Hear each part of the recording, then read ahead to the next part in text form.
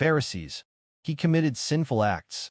He often does not admit it, even swearing a false oath saying, "I have not sinned." Because of this, the Lord said, they were taken to the temple. So they swore an oath saying, "I did not commit this sin."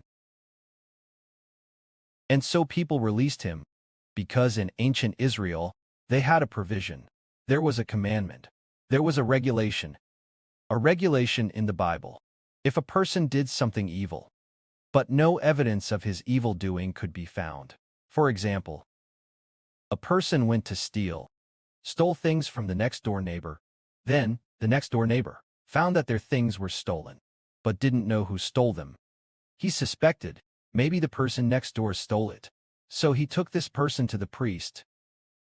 The priest also didn't know if this person had stolen anything. So he told him to swear before God. Before the temple, meaning before God. To swear and say, make him swear and say, if you did not steal other people's things, then you must swear before God. Swear that you did not steal your neighbor's things. So he swore by the temple. But just as the Lord said to them, whoever swears by the altar, it does not count.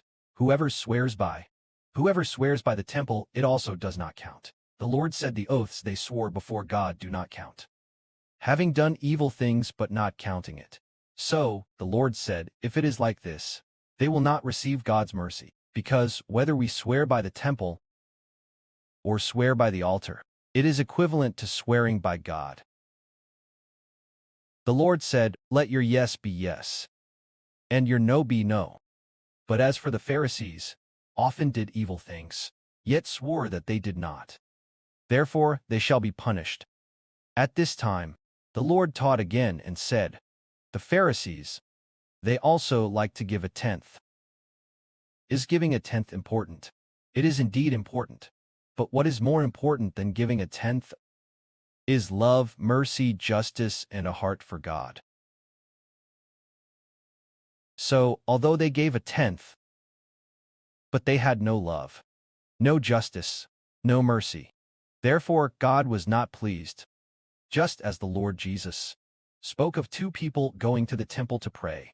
One was a Pharisee, one was a tax collector. When the Pharisee prayed, he said, "O God, I thank you, because I fasted 3 times a week. And I also pay a tenth on time." They just, regarding the tenth, although they did it well, but they would not admit they were sinners. So this Pharisee said, I have not sinned, nor am I like this tax collector beside me. Just saying, thinking that he had not sinned. So the Lord said, no love, no mercy. Then in this way, it does not please God. But God would be pleased with another sinner. This sinner was the tax collector. This tax collector prayed and said, "O God, please forgive me, a sinner." It was this tax collector. Just admit that one is a sinner. Then will those who admit they are sinners be saved. Lord Jesus came to the world precisely to save sinners. All those who admit they are sinners. They all must come before Lord Jesus. They all must accept Jesus' redemption, and in the end instead receive God's mercy. But a person who is unwilling to admit they are a sinner, he will be unwilling to accept Jesus. He cannot be saved.